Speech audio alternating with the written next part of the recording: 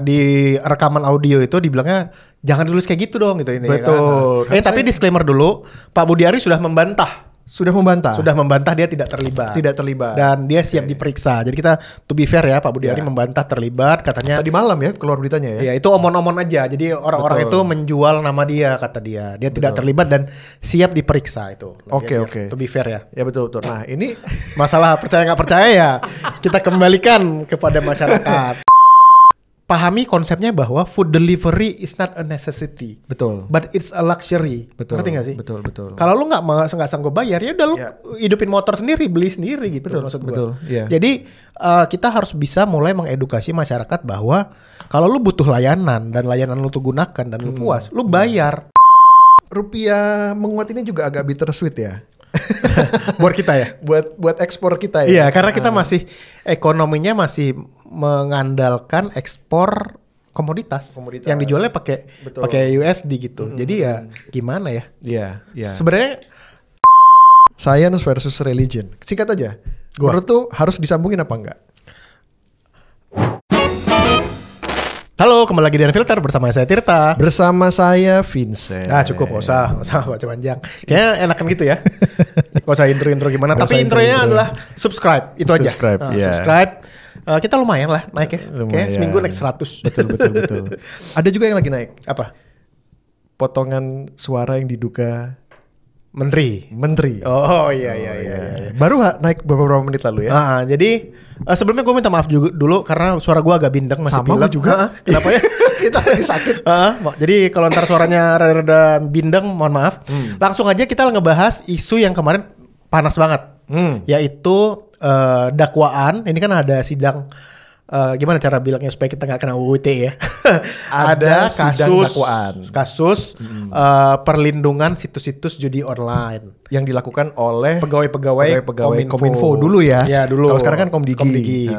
Nah di surat dakwaannya yang dibacakan di pengadilan disebut-sebut bahwa Menkominfo yang dulu yang sekarang adalah Menteri Koperasi itu Pak Budi Ari menerima 50% dari setoran itu. Jadi katanya biayanya naik sampai nanti 8 juta per situs. Betul. Jadi intinya para pemilik situs judi yang tidak pengen situsnya diblokir itu ngasih setoran. Upeti. Tadinya berapa? 6 juta. Awalnya 3 juta, 5 juta. Naik terus. Karena banyak yang terlibat, kayaknya setorannya banyak. Akhirnya naik ke 8 juta. Nah itu katanya per Mei 2024 itu jumlah situsnya sekitar 3.900 situs. 3.900. Jadi itu di whitelist ya? Iya. Di whitelist. Jadi ini nih yang tidak boleh kena. Dikasih firewall. Bukan firewall apa tapi firewall pakai duit. Jadi katanya bulan Mei 2024 aja itu duit yang disetor sekitar 48 miliar. 48 miliar? Iya. Dan katanya kejadiannya sampai Oktober 2024. Jadi hampir 1 tahun. Loh ya, aja ya. Jadi itu seolah-olah menjadi kayak jawaban ya kenapa situs judi online menjamur dan sangat sulit karena ada insentifnya. Sangat sulit di ini. Betul. Nah, ini juga yang kemudian di follow up sama kejadian yang baru-baru ini terjadi gitu ya. Kejadian yang baru-baru ini terjadi. Bocoran yang diduga suara mantan Menkominfo Pak Budi Ari dengan seorang wartawan. Di mana ini udah keluar ya. Ini udah keluar di semua media sosial gitu ya. Jadi diduga suaranya itu. Nah, ini si Tony itu ditekan sama PDI Perjuangan untuk nyeret-nyeret nama saya, paham nggak? Itu kan kata dia 50%, mestinya ditanya balik dong. Saya tahu nggak ada 50% buat saya.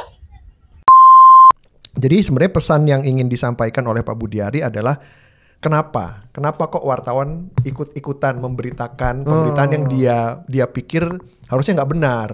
Karena di sidang dakwaannya oleh orang yang bernama Tony itulah. Di dakwanya dibilangnya Pak Budi Ari minta 50%. Minta jatah 50%. Nah, di rekaman audio itu dibilangnya jangan ditulis kayak gitu dong gitu ini. Betul. Tapi disclaimer dulu, Pak Budi Ari sudah membantah Sudah membantah. Sudah membantah dia tidak terlibat. Tidak terlibat. Dan dia siap diperiksa. Jadi kita to be fair ya, Pak Budiari membantah terlibat, katanya. Tadi malam ya keluar beritanya ya. Ya itu omon-omon aja. Jadi orang-orang itu menjual nama dia, kata dia. Dia tidak terlibat dan siap diperiksa itu. Oke. To be fair ya. Ya betul. Nah ini Masalah percaya nggak percaya ya kita kembalikan kepada masyarakat. kita kan berusaha untuk berimbang. Nah kita kan berimbang. Kita omongin dari sisi sini dan dari sisi sana. Pak Budiari udah satu ya. Ya. Ini kita tambahin nih yang sebelahnya. Jadi Pak Budiari juga katanya kecewa dengan wartawan kan. Kenapa kecewanya? Kecewa karena kenapa kok memberitakan hal yang tidak benar. Judulnya menggiring katanya. Menggiring. Iya, framing. Nah terus habis itu yang kedua adalah sempat ditawarkan oleh orang yang diduga wartawannya. Pak, ya udah kami beritakan aja ya bantahan sama Bapak. Ntar dulu. Dia bilang bapaknya nggak mau gitu ya. Nanti saja, saya belum mau ngomong. Saya lagi mau memetakan. Mana media yang kawan, mana media yang lawan. Iya, itu kata-kata dia audionya ya, bukan kata kita bilang apa ya? kita mendengarkan belum tentu Pak Budiari itu. Belum tentu oknum ya. Belum, iya bisa tuh oknum. Suara mirip. Gua nggak hafal sih suara menteri. Kan suka ada komedian-komedian yang suaranya mirip itu. Suka ada, bisa. Pakai AI juga bisa sekarang. Pakai AI bisa sekarang. Jadi bisa jadi AI. Ya. Yang menarik buat gua adalah apakah ini adalah kasus pertama yang menyeret seorang menteri dari kabinet Pak Prabowo ya? Oh enggak. Oh yang sekarang? Iya. Pion pertama yang jatuh maksud gua. Pion pertama yang jatuh. Oh iya, yang kemarin di demo sama. Yang gayung air mandi, iya benar. Berarti yang kedua ya? Yang kedua gitu. Dan ini menarik karena belum 1 tahun ya? Belum 1 tahun gitu. Tapi 200 hari lah. 200 hari, iya. Jadi, tapi terseret kasusnya adalah kasus dari kepengurusan dia yang lama ya. Iya, dari waktu jabatan yang lama gitu. Betul. Nah ini gue dulu beberapa bulan yang lalu gue diajak ngomong lah sama Ring. Dibilang Ring 1 istana nggak juga ya? Ring 1. Ring 1 lah ya, Ring 1. Nah dia bilang bahwa dia punya proyek gitu ya dan pengen digolkan itu katanya awal-awal biar kabinet itu masih kompak kata dia. Proyek apa? Hah? Ya janganlah. Gak berani. Gak apa-apa. Menurut tuh gak apa-apa. Kasih tahu aja. Gak apa-apa. Aman. Oh gitu. Ini untuk mereka yang bertanya-tanya kenapa dan antara itu terkesannya buru-buru padahal enggak. Ya kan? Iya. Desainnya kan sebenarnya udah lama gitu. Jadi dan antara itu dulu dibilang awal-awal tuh agak dikejar UU-nya selama tuh masih kompak. Betul. Masih kompak, masih apa? Utuh lah ya. Utuh gitu. Jadi di kondisinya masih kondusif. Di eksekutifnya kondusif, di legislatifnya kondusif. Karena dia bilang ini, nanti lihat aja tuh 6 sampai 1 tahun ke depan itu pasti ada kelihatan tuh 6 bulan sampai 1 tahun ke depan. Dari tahun lalu ya. Dia bilang bahwa ada tuh gerbong-gerbong akan kelihatan orang-orang yang nggak bisa kerja sama Pak Presiden, mana yang bisa kerja sama Pak Presiden katanya gitu. Waduh. Jadi gua ngerasa wah berarti sudah terjadi nih gitu. Betul. Ini adalah domino kesekian yang terjadi, yang jatuh gitu. Dan terbukti juga waktu dia ngomongin gitu gue bilang kayak oh iya. Ternyata pas fast forward 1 tahun kemudian ya benar juga ya gitu. Ngeri berarti juga gitu. Prioritas utamanya adalah bersih-bersih supaya kondusif. Membuang lemak-lemak jenuh lah. Iya. Mungkin dari warisan dari administrasi sebelumnya ya kali ya. Betul. Oh, ya siapa tahu. Tapi ini adalah 2 hal yang tidak berkaitan. Iya, kita aja nyambung-nyambungin. 2 hal yang tidak berkaitan. Kita juga tidak berusaha untuk bikin ini karena ini enggak. Iya, gitu ya. Nah, udah. Jadi gimana? Udah ya, cukup ya. Bergosipnya cukup. Gosip politik. Berita bagus sekarang. Berita bagus. Akhirnya. Berita bagus kemarin. Ini kita dari syuting hari Kamis, hari Rabu kemarin, BI akhirnya memutuskan memotong suku bunga acuan dari 5,75 menjadi 5,5%. Ya. Ini adalah rate paling rendah sejak 2022. Sejak 2022. Jadi kan perang tarif kan udah mulai reda terus kayaknya ekonomi sebulan ini udah mulai kondusif ya. Lu nyadar gak sih? Menurut gua ya. Kayak capital inflow tuh udah mulai masuk. Capital inflow ya. Terus IHSG membaik. Per hari pagi ini rupiah udah 16.300. Dari hampir 17.000 kan. Betul. Berarti udah turun sekitar 700 rupiah. Udah hampir 20% berarti kan lebih dong. Iya. 10 lah. Iya.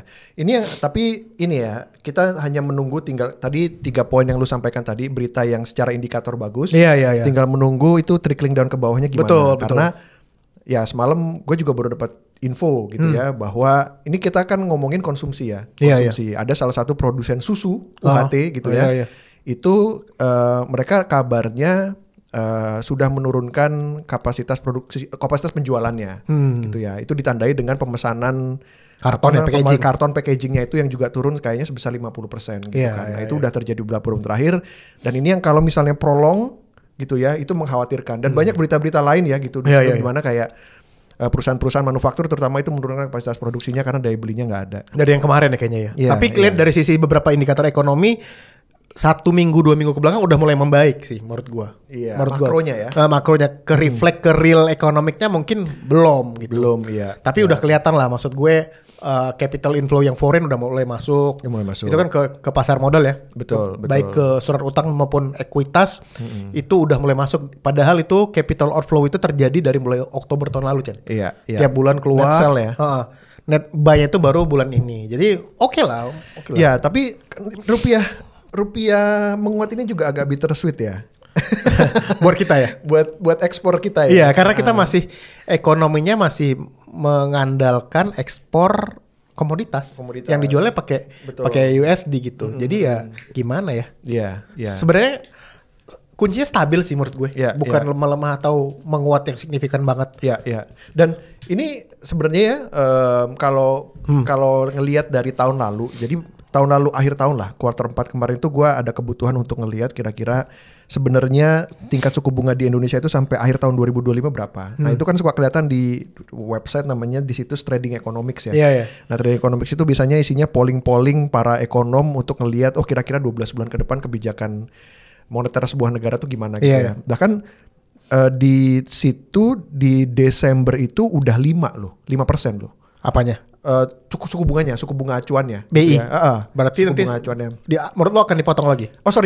Depositonya akan turun ke 5%. Jadi mungkin gue nggak tahu kalau ngikutin suku bunga acuannya berapa gitu ya. Tapi yang turun dari 6 itu ke 5. Jadi memang sudah diproyeksikan bahwa untuk bisa sustain ekonominya, salah satu key strateginya adalah menurunkan suku bunga gitu. Menurut gue nanti akan ini juga sih, begitu The Fed motong suku bunga, BI akan motong lagi. Menurut gue ini bukan yang terakhir. Bukan yang terakhir, betul. At least buat tahun ini gitu. Betul. Begitu The Fed nanti akan motong suku bunganya, BI pasti akan ikut motong. Benar. Bisa jadi ya, bisa jadi. Itu trennya selalu biasanya gitu. Seperti itu. Dan ini juga bukan kalau di Amerika itu bahkan sudah terjadi ketegangan kan antara Jerome Powell sama Trump. Donald Trump gitu. Udah lama gitu. Dan kayaknya sekarang gue cuman baru dengar gosip-gosip yang selintas di X aja sih, bahwa kayaknya The Fed juga akan motong. Lucunya ya, Trump itu kayak maksa ya Jerome Powell untuk nurunin suku bunga. Padahal kan harusnya posisi chairman The Fed atau gubernur Bank Sentral itu kan harusnya independen. Dan untungnya ya pemerintah kita nggak ikut-ikutan ya. Karena kita nggak pernah kan ngeliat pemerintah intervensi atau ngasih statement untuk minta BI nurunin suku bunga.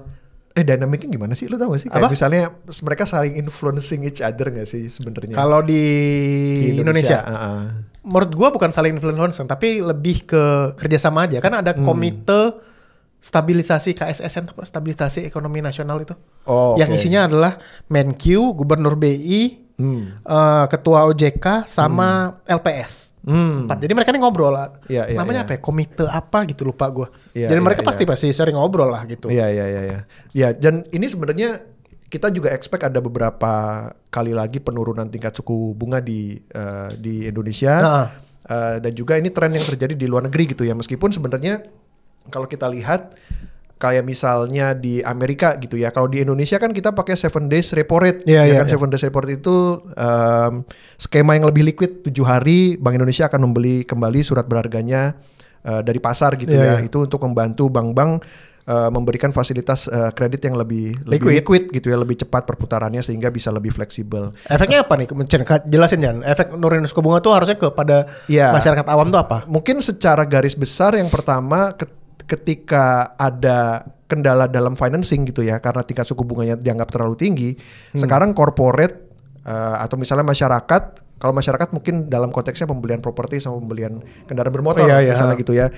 Biasanya kalau tingkat suku bunga turun, cicilannya pembelian properti sama suku bunga kendaraan bermotor itu juga turun gitu ya. Bunganya lebih murah gitu ya. Betul. Kalau misalnya corporate ini akan mempermudah mereka untuk menganalize risk and return-nya dalam financing gitu ya. Ketika mereka punya project sesuatu, tingkat pengembalian pinjamannya rendah, mereka jadi lebih willing untuk untuk ngambil pinjaman, and then habis itu untuk ngejalanin projectnya. Intinya biar memicu ekonomi akan Jalan berjalan lagi. gitu.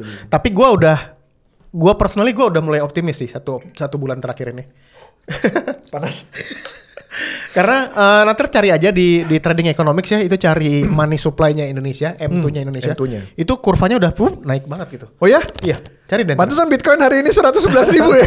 Makanya kuncinya apa? Ketika semakin banyak uang yang beredar, jadi semakin liquid perekonomian dan orang semakin niat belanja gitu. Betul. Jadi roda ekonomi itu gerak lagi. Betul. Dibandingkan dari mungkin satu kuartal pertama di 2025 itu orang lebih nahan-nahan belanja. Jadi nanti cari deh kurvanya di trading ekonomi itu M2-nya Indonesia itu udah naik. Meskipun gitu. Resikonya adalah inflasi gitu ya. Iya. Hanya itu yang kayak papan jungkat-jungkit. Iya, tapi inflasi masih oke lah. Masih oke, iya. Ya udahlah topik pertama. Nah topik kedua. Apa? Tentang apa? Merger. Oh, demo kemarin. Oh iya demo itulah kan itu. Ada demo loh. Demo para driver ojol. Para kan? driver ojol. Para driver ojol demo karena katanya potongan yang dijanjikannya 20% itu di lapangannya kadang lebih. Iya. Gitu ya. Nah, 20%. Beberapa kan kita ada 2 player besar ya. Iya, kalau untuk urusan on demand service. Hijau dan hijau ya. Lagi kuning. Hijau kuning kan? Ya. Dua-duanya hijau ya? Iya. Oh ya lu buta warna ya, lupa gue. Iya. On demand. Nah, jadi demo kemarin itu katanya memprotes, gue nggak tahu sih isu utamanya apa, tapi katanya memprotes potongan yang semakin besar. Semakin besar. Itu. Dan ini apa namanya?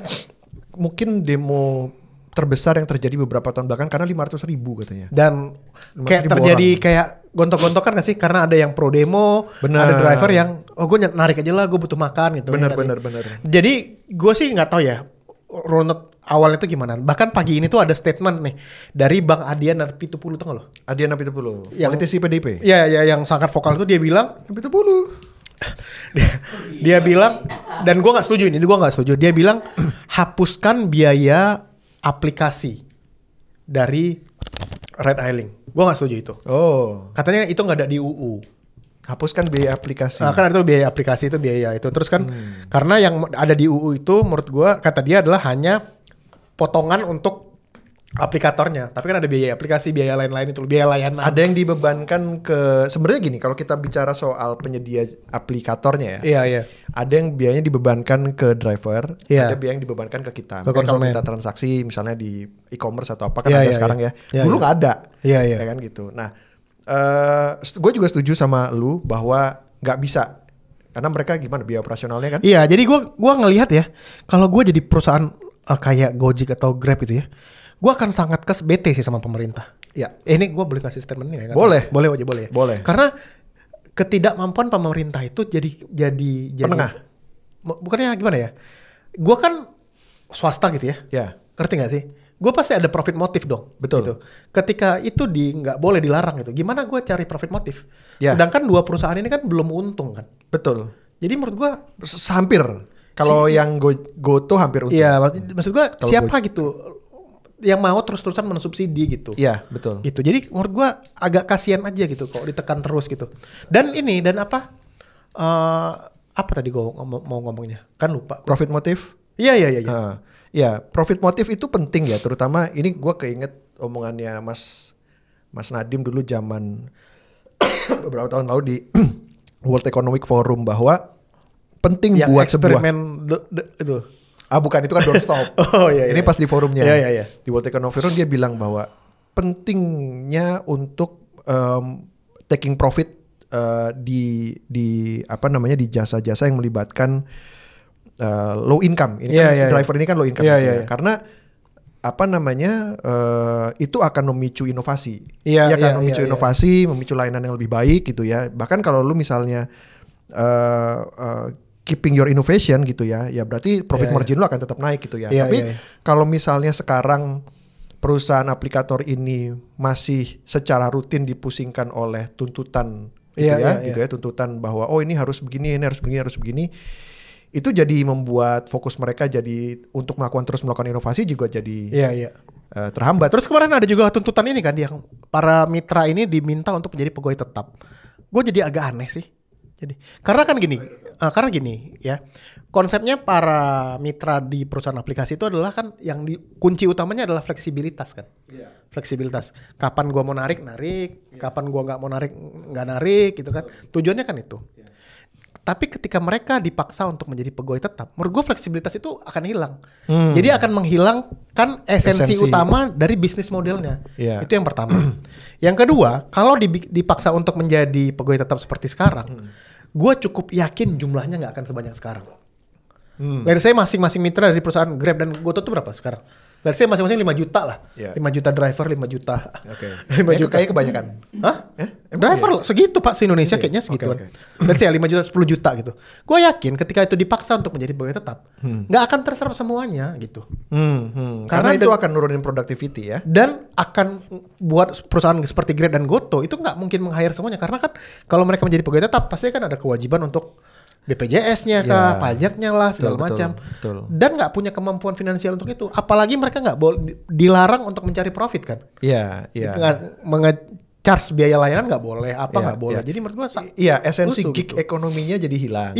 Gig ekonomi kan seperti itu tadi ya. Nah ini karena tapi ada alasan yang bagus juga karena gini, karena driver ini dianggap sebagai salah satu stakeholder penting yang ngedrive pertumbuhannya ekonomi ini. Kan. Tapi menurut gue itu tadi relationship-nya harus tetap sebagai partner, makanya mitra gitu kan. Ya nggak bisa bilang kayak salah satu hanya bergantung sama satunya tanpa sebaliknya juga seperti itu. Betul, juga nggak bisa gitu ya. Kalau kunci gua adalah bebankan semua ke konsumen.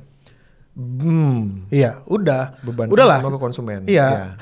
Pahami konsepnya bahwa food delivery is not a necessity. Betul. But it's a luxury. Betul. Ngerti gak sih? Betul. Kalau lu nggak sanggup bayar, ya udah lu hidupin motor sendiri, beli sendiri gitu. Betul, maksud gue. betul. Jadi kita harus bisa mulai mengedukasi masyarakat bahwa kalau lu butuh layanan dan layanan lu tuh gunakan dan lu puas, lu bayar. Benar. Seharga itu. Jangan hanya sangat sensitif terhadap promo, diskon, gratis ongkir gitu. Iya, itu yang sulit dipahami juga buat konsumen dan juga buat driver, bahwa ketika mereka pertama kali di deliver layanannya, itu bukan end state. Itu tuh cost yang terjadi di situ, harga yang terjadi di situ, itu bukan end state. Ketika lo bilang gratis ongkir, potongan segini, kelipatan bonus untuk driver sekian, itu adalah salah satu cara untuk lo masuk ke dalam ekosistemnya. Betul. Tapi itu bukan end state-nya. Nah ini yang kemudian masyarakat kita juga belum mature enough untuk memahami itu. Hanya sekarang kalau nggak ngerti bisnis modelnya kan mereka akan tetap marah. Kenapa sih sekarang potongannya besar? Iya. Padahal kan kayak misalnya ride hailing deh. Dulu dijemput di depan rumah, diantarin sampai depan pintu, dan lu cuma mau bayar goceng dulu atau awal. Kan? Sekarang 12.000, 15.000 gitu. Nggak bisa lah. Udah naikin aja. Bahkan kalau mikir pantas-pantasnya aja. Iya. Nggak pantas itu menurut gue. Nggak pantas. Karena gini loh, orang tuh suka take it for granted aplikasi yang ada di handphone mereka. Iya. Ya kan? Lu sering gak sih? Gue tuh suka lihat ya kalau lagi di App Store, terus ada aplikasi bagus gitu ya. Terus komennya biasanya dari Indonesia ngasih bintang 1, kenapa? Bayar. Ini nipu, begitu udah download disuruh bayar. Mereka suruh dapat duit dari mana? Iya. Kita tuh nggak terbiasa sama hal kayak gitu. Dan udah saatnya masyarakat Indonesia tuh diajarin untuk membayar convenience sih. Jadi kalau lu menggunakan jasa ojek online gitu untuk baik untuk food delivery, nganterin barang atau ride hailing, coba lu pikir deh, lu dijemput depan rumah, depan pintu, dianterin sampai depan pintu gitu. Udah saatnya bayar lebih mahal gitu. Jadi harus sopan lagi. Iya, harus sopan lagi. Kasar dikit bintang 1 gitu kan. Nah, jadi maksud gua, kalau kita pengen teknologi dan service ini ada, udah saatnya kita membayar lebih mahal gitu. Karena kalau kita terus menekan para perusahaan-perusahaan aplikator ini gitu, kayak seperti yang terjadi sekarang ini, kayak pemerintah, nggak boleh ngasih kenakan biaya layanan apa? Gimana mereka bisa survive gitu? Maksud gua, jasa yang lo nikmatin sekarang tuh ada duit orang yang pakai duit orang itu ngebakarnya gitu. Bayar server, duit investor, dan mereka kan perusahaan profit motif ya, bukan yayasan gitu maksud gua. Jadi bayarlah. Jadi kalau mau jadi yayasan di privatisasi aja. Iya. Dan gue kasihan juga ngeliat para perusahaan aplikator ini jadi kayak menjadi korban ketidakmampuan pemerintah untuk membuka lapangan pekerjaan. Ngerti gak sih? Iya. Jadi kan. Jadi kayak wah mereka udah jadi mitra gitu, Iya, tidak punya iya. opsi lain. Ya kenapa Bener. kenapa Nyebelin, mereka nyebelin juga ya sebenarnya pemerintah ya. kenapa nggak mereka nggak punya opsi lain gitu. Iya. Jadi gue ngerasa kasihan aja. Contohnya kayak THR kemarin. BHR. BHR bantuan hari raya. BHR. Gimana ceritanya orang yang statusnya freelance dapat THR? Ya. Kan itu bukan tanggung jawab, sebenarnya kan bukan tanggung jawabnya perusahaan aplikator kan. Iya, Tapi iya, tetap dipaksa dipush pemerintah. Betul. Karena itu bagus secara politis. Dan sudah dituruti lagi. Dituruti sama- lagi. Gitu. Iya, tapi maksud gua itu uang siapa gitu? Kan uang investor gitu. Kalau kita terus kayak gini, nggak ada investor yang mau masuk ke Indonesia. Betul. Gitu. Betul. Nah, kembali sedikit ke isu utama yang mergernya, Pak. Oh, mergernya. Iya, merger dua raksasa on demand service. Iya. Grab dan Gojek Grab ya. dan Goto. Oh, Goto. Grab dan Goto. Menurut lu ini kan plus minus ya? Iya. Pro kontra ya. Wamen Ebenezer juga sempat Yang ex ojol ya. ex ojol Dia ex ojol sempat ya. bersuara bilangnya harus nomor satukan kepentingan Nasional. gitu ya. Menurut lu gimana? Gue nggak tahu ya, maksudnya karena di titik ini kan isunya belum jelas ya, belum terkonfirmasi.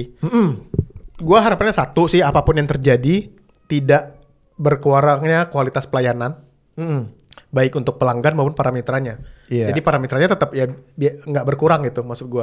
Takutnya Iya. kan ketika terjadi merger, nggak semua bisa ketampung ya. Betul. Itu sih yang gue takutin gitu. Betul. Terus harapannya sih, Ada collateral damage-nya. iya. Kalau gue sih harapannya tetap apa sih? Sini masuk. Buka aja coba buka. Iya, masukin. Bentar ya, kita intermezzo ada kucing. Nah, oke. Nah, gue harapannya penasarannya siapa yang jadi surviving entity-nya sih.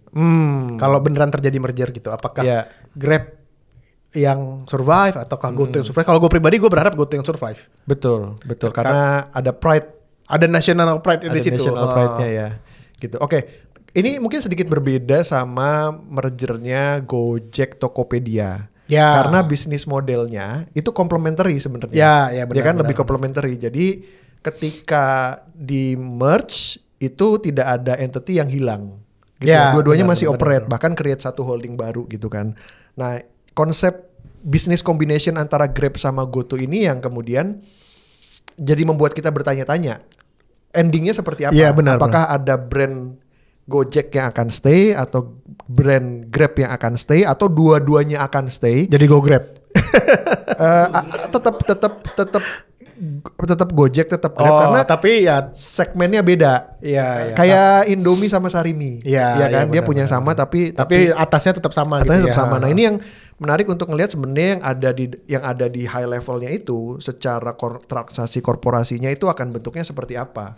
Karena itu tadi dua-duanya katanya kalau di-combine itu memegang 85% market gitu kan. 15% siapa ya? Maxim. Opang. Opang dihitung. Ya. Jadi ini itu satu, gue sepakat sama lo bahwa harusnya tidak ada perubahan. Jadi kekhawatiran banyak orang adalah efisiensi. Iya. Ya let's say the bitter truth lah gitu. Gue nggak tahu sih kalau pemerintah itu angle-nya gimana ya maksud gue. Iya. Karena kan ada status perusahaan Indonesia kan yang dipertaruhkan. di situ kan. Betul. Apakah ini akan menjadi seperti Indosat?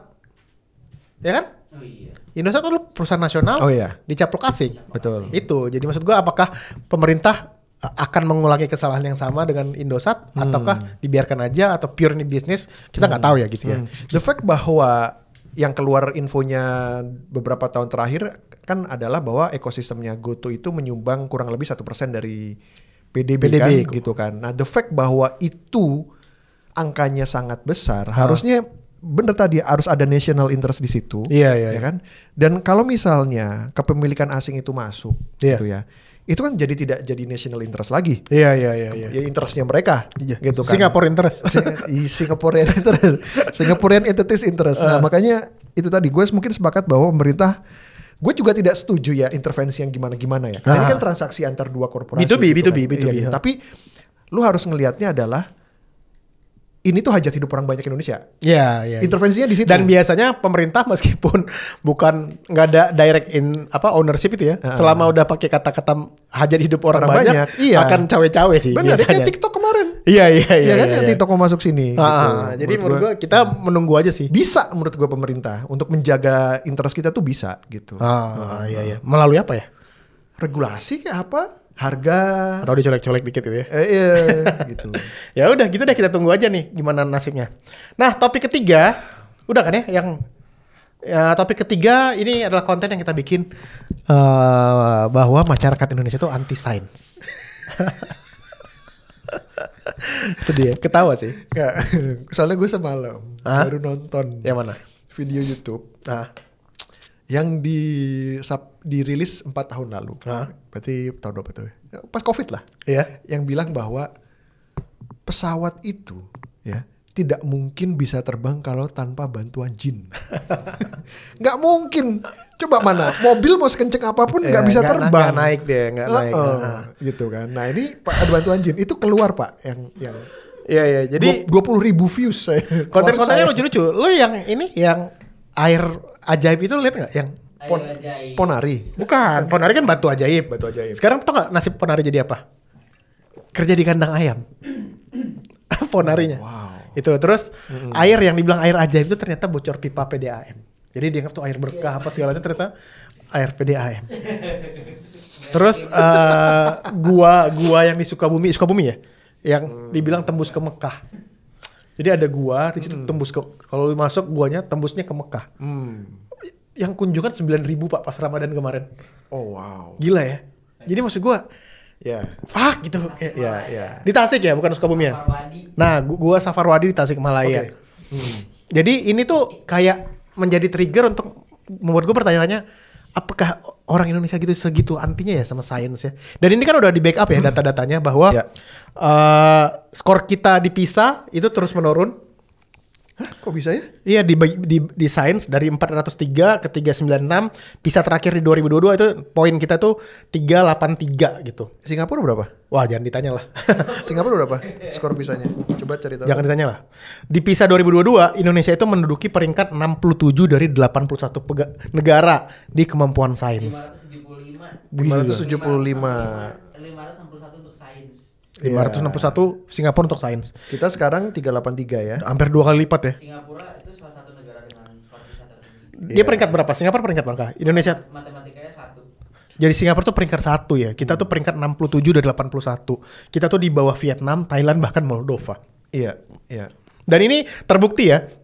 Minat masyarakat Indonesia untuk masuk ke jurusan STEM itu kan Science, Tech, Engineering, and Mathematics kan. Ya. Nah itu terus menurun.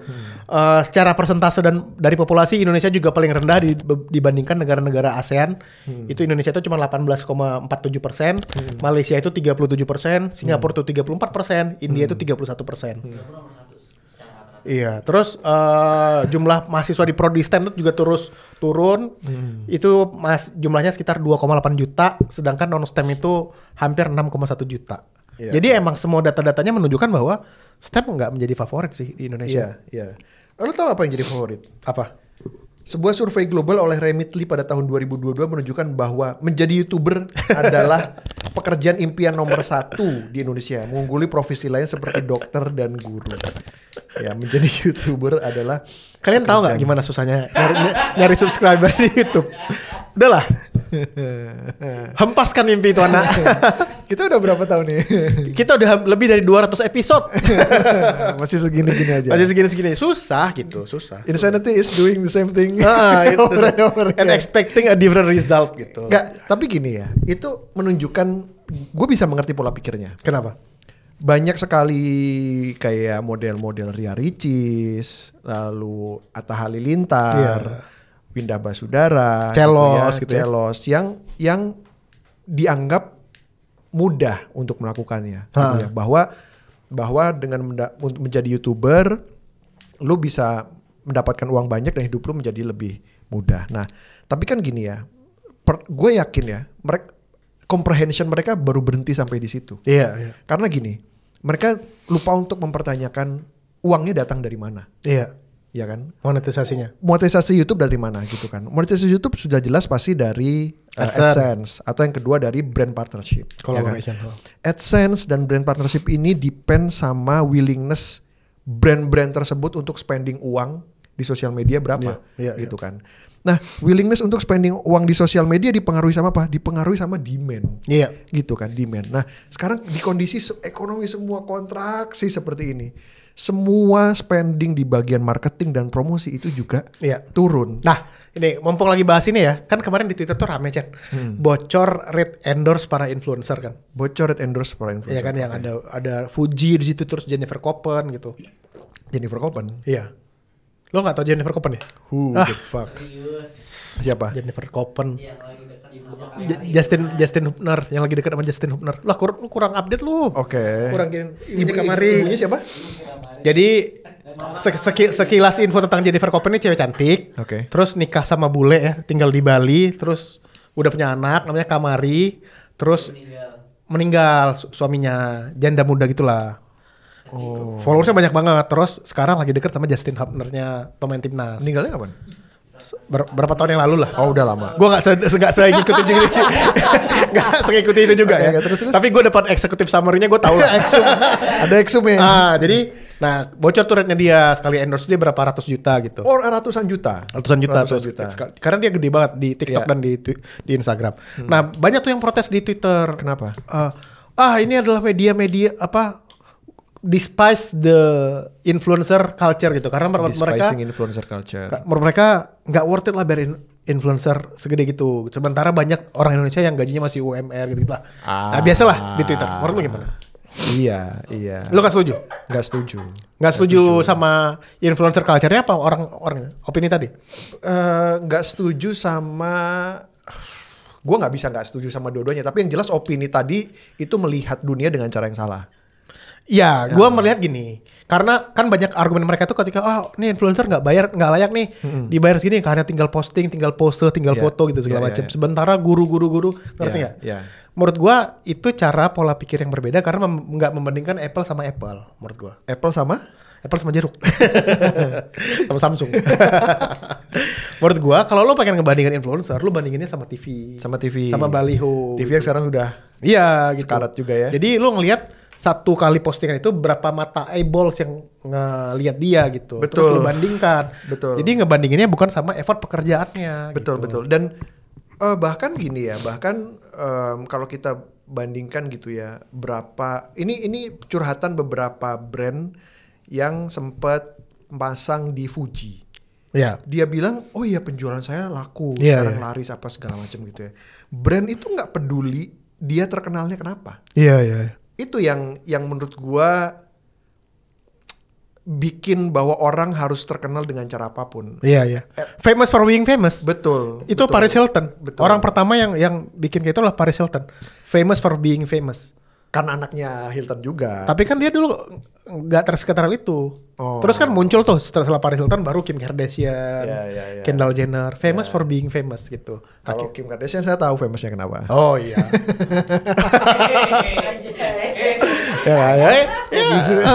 Tahu semua. Ya. Anyway. Sampai mana tadi? Sampai anti science. Anti science. Dan ini terbukti juga ya. Jumlah peneliti di kita itu secara gimana ya, Bari? Secara proporsional tuh masih jauh banget itu. Peneliti. Jumlah peneliti kita tuh masih sekitar 1.500 per 1 juta penduduk. Bayangkan dengan Jepang yang 5.000 peneliti per 1 juta penduduk. Iya. Itu jauh banget gitu. Nah ini juga jadi pembicaraan menarik karena gini. Kenapa akhirnya peneliti di Indonesia itu tidak terkompensasi dengan baik atau jumlahnya tidak banyak? Karena hasil penelitiannya tidak dipakai. Jarang ada yang pakai. Kalau di luar sana kan hasil penelitian dipakai untuk bikin produk, untuk project apa segala macam, pemerintah juga pakai gitu ya. Sekarang ternyata ya mungkin di Indonesia demand terhadap hasil penelitian dan untuk benar-benar menggunakannya itu tidak sebesar itu. Apa sih terakhir inovasi di negara kita? Karena pemerintah kita tuh tidak menggunakan science based policy kan. Science based policy enggak? Enggak ya. Kita viral based policy. Apa yang viral itu yang dikerjain. Tidak ada teman. Makanya penelitiannya nggak berguna karena itu. Karena ujungnya outputnya itu nggak dipakai gitu. Iya.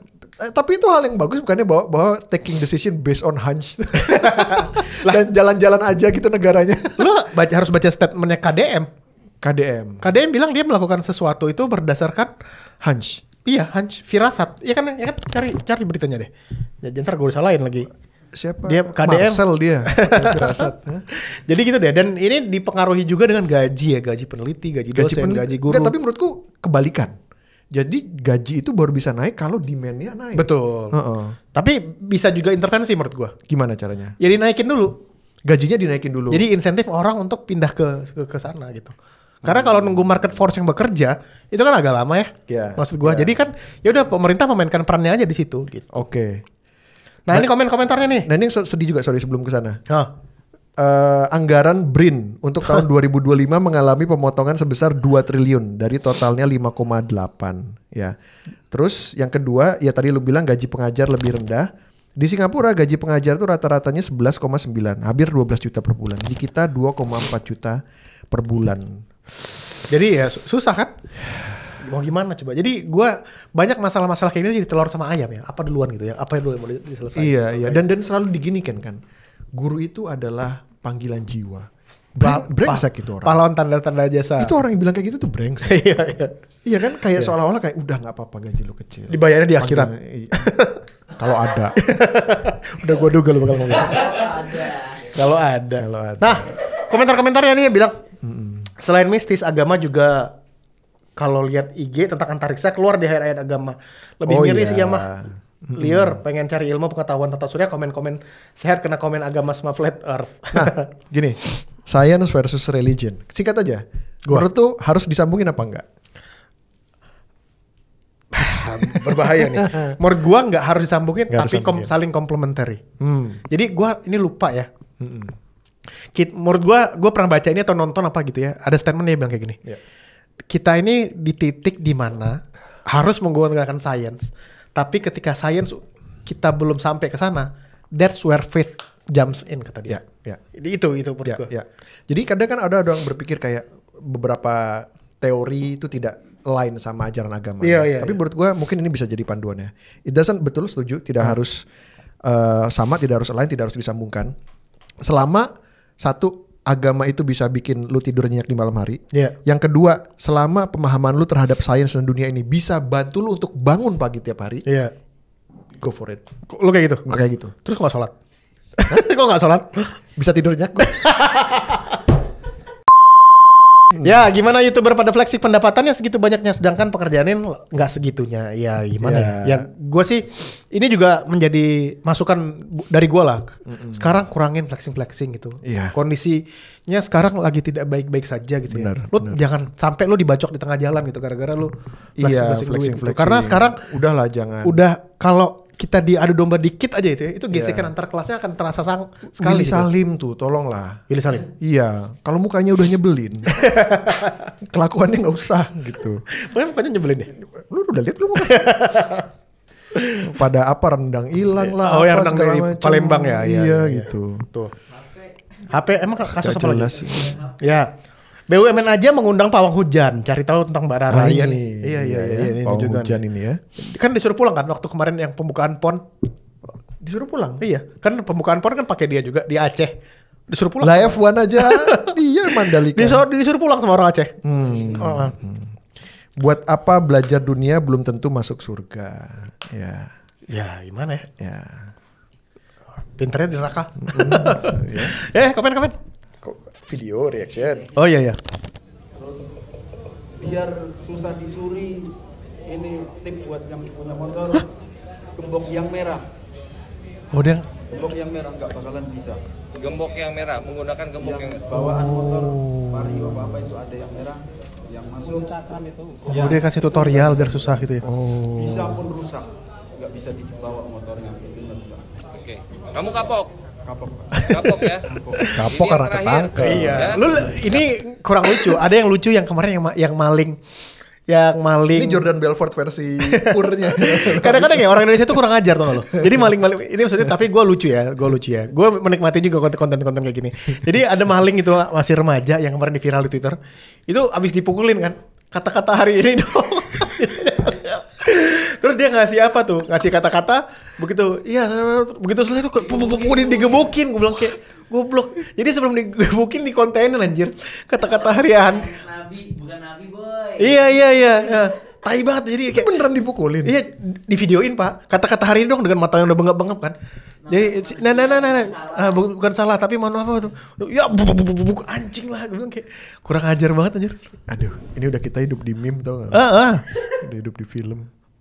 Lucu aja. Mereka mau ngasih duit gue perlu duit buat bayar semester anak gue.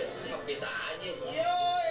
Iya benar ya. Daftar ojol sendiri. Nggak ada yang nganterin, bukan mereka yang daftarin. Lanjut. Gue tetap ngepit. Yakin Salkir tetap operasional ya, Kang ya? Operasional lah. Emang urusan apa? Iya. Ya, Gua itu setuju. saya juga tidak bisa menyalahkan itu. Karena at the end ketika dia dan anak-anaknya kelaparan gitu, Iya. dia akan menghadapinya sendiri sih menurut gue. Betul. Ya nggak apa-apa lah. Siapa tuh butuh uang cepat juga kan. Iya. Hari itu nggak bisa semuanya ikut demo. Ini apa? Apa ini? Anjing. Hah?